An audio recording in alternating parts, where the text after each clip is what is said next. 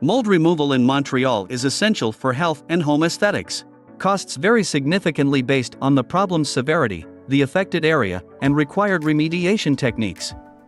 Surface mold removal typically costs between $500 and $1,500, while extensive remediation can range from $3,000 to $6,000 or more. Additional services like air duct and carpet cleaning may add $250 to $1,000. Inspection costs vary from free to $500, plus $50 to $150 per sample for testing. Prices can fluctuate, so obtaining multiple quotes is advisable. Some insurance policies may cover mold removal.